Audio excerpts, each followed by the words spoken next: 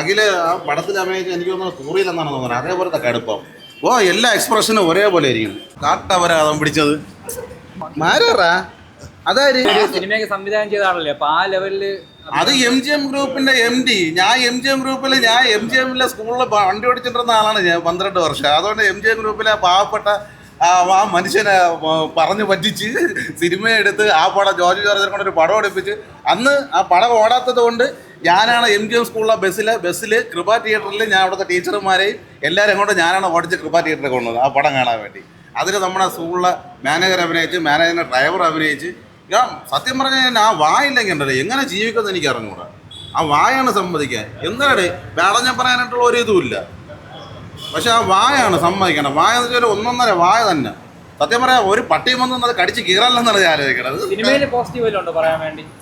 ഒരു പോസിറ്റീവും ഇല്ല. പിന്നെ അയാളെ പേരെന്തോന്ന് ജാഫർ അടിക്കുക. അയാൾ നല്ലവരെ നടന്നതാണ് വിചാരിച്ചത്. പക്ഷേ ഈ പടം കണ്ടപ്പോഴത്തേക്ക് എനിക്ക് അയാളോടുള്ള ആരാധന കാര്യം വമ്പ കോമഡിയായിട്ട്. എന്തോന്നല്ലേ ഇത്.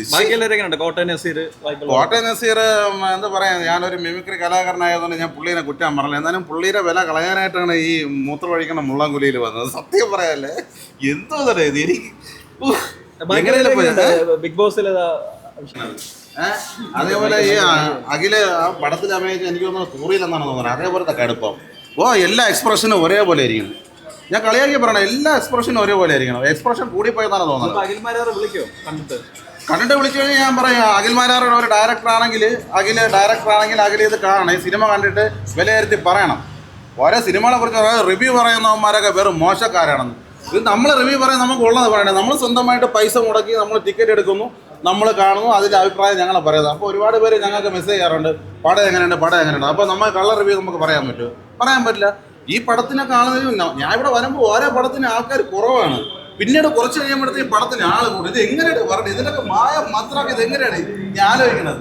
എനിക്ക് ഫ്രീ ടിക്കറ്റ് കിട്ടിയിട്ടുണ്ടോ? ഞാൻ ഫ്രീ ടിക്കറ്റ് വെച്ച് ഞാൻ പടം കാണൂല. എത്ര പേര് കൊണ്ടുവന്നില്ല ഫ്രീ ടിക്കറ്റ് കൊണ്ടുവന്നിട്ട് പറയും നല്ല റിവ്യൂ പറയും. ഞാനൊന്നും പറയില്ല. നമ്മളെ പൈസ എടുത്ത് നമ്മളെ വണ്ടി ഓടി നമ്മൾ പൈസ എടുത്ത് നമ്മളെ റിവ്യൂ പറയും. ഇതെന്തോന്ന് ഇത്? ഒഴിക്കാൻ ഒഴവും പോലെ ഒഴവയില്ലേ. ഇതിനെങ്ങാട്ടി ഒരു അമ്മിക്കല്ലെടുത്ത് വെച്ച് അങ്ങ് ആട്ടിയാൽ മതിയായിരുന്നു ഇതിനെ. ആ വായിലെടുത്ത് ആട്ടണം അമ്മിക്കല്ലിൻ്റെ കുഴവി എടുത്തിട്ട്. പറയാം, സത്യം പറഞ്ഞാൽ എനിക്ക് ഭയങ്കര വിഷമമുണ്ട്. ഇല്ലണ്ണ, പയ്യന്മാരെടുത്ത് വെച്ചിട്ടുണ്ട്. ഇന്ന് മിലിറ്ററി സാധനമാണ് എടുത്ത് വെച്ചേക്കുന്നത്. അത് ഞാൻ അടിക്കാനുള്ള പരിപാടിയിലാണ്. ഇപ്പം ഞാൻ ഓൾഡ് മങ്കാണ്.